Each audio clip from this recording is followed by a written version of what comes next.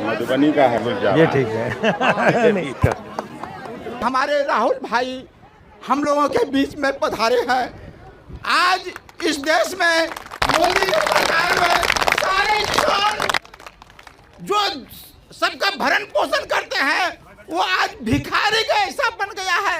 हम अपने महान नेता इस देश के राहुल भाई से निवेदन करेंगे, एमएसपी को कानूनी दर्जा दिलाने की लड़ाई आप हमारे तरफ से लड़िए। हम लोगों का हाल दिन ब दिन नीचे से नीचे गिरते हुए चला जा रहा है और वो आपके सामने खुद दिखाई दे रहा है कि कितना कमज़ोर सब 10 बीघा 12 बीघा 15 बीघा खेती करने वाले लोग हैं।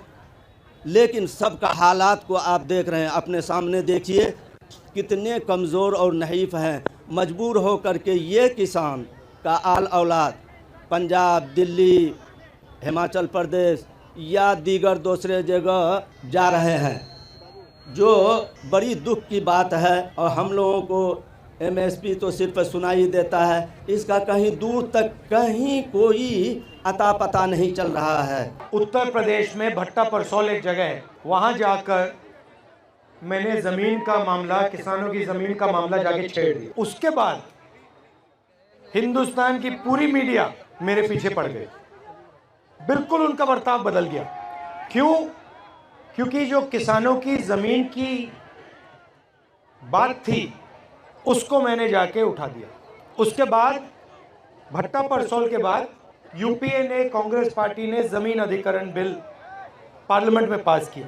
4 गुना कॉम्पेंसेशन किसानों को अपनी ज़मीन के लिए, 4 गुना, मार्केट रेट से 4 गुना। मोदी जी का पहला काम पार्लियामेंट में आकर इस बिल को रद्द करने का था। तो मेरा कहना है कि जो भी राजनेता किसानों की ज़मीन की रक्षा करने की बात करेगा, उस पर 24 घंटा मीडिया का आक्रमण शुरू हो जाएगा। अब यहाँ पे ये आपका एसएसबी का है, कानून के मुताबिक अगर ये ज़मीन इस्तेमाल नहीं की गई तो 5 साल के अंदर आपको वापस मिल जानी चाहिए, ये कानून है। मगर यहाँ पे हिंदुस्तान की सरकार ज़मीन अधिग्रहण बिल के कानून को तोड़ दी।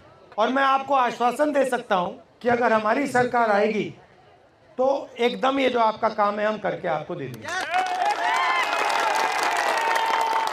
किसानों को चारों ओर से घेरा जा रहा है, आपकी ज़मीन छीनी जा रही है, आपसे ज़मीन ली जाती है, अदानी जी जैसे बड़े बड़े उद्योगपतियों को फ्री में तोहफे जैसे गिफ्ट में दी जाती है। दूसरी तरफ से खाद, बीज, इन चीज़ों में आप पर दबाव डाला जाता है, आपसे पैसा छीना जाता है।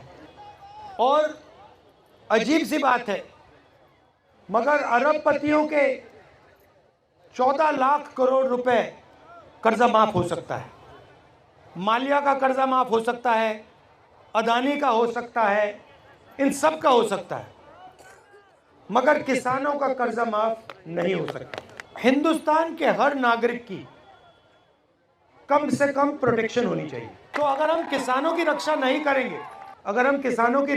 करेंगे, चाहे वो एमएसपी की बात हो, कर्जा माफी की बात हो, सही दाम दिलाने की बात हो, अगर किसान को ये नहीं लगेगा कि देश की सरकार हमारी रक्षा कर रही है, तो देश आगे नहीं बढ़ सकता। और आज सच्चाई है कि जो किसान के दिल में जो डर है उसको सरकार मिटा नहीं पा रही, और किसान ने सरकार पे पूरा का पूरा भरोसा खो दिया है।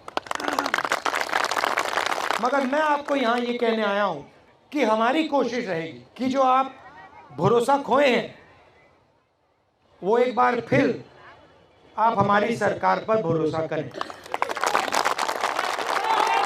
हमसे जुड़े रहने के लिए हमारे YouTube चैनल को सब्सक्राइब करें और नई वीडियो की नोटिफिकेशन के लिए बेल आइकॉन को दबाएं।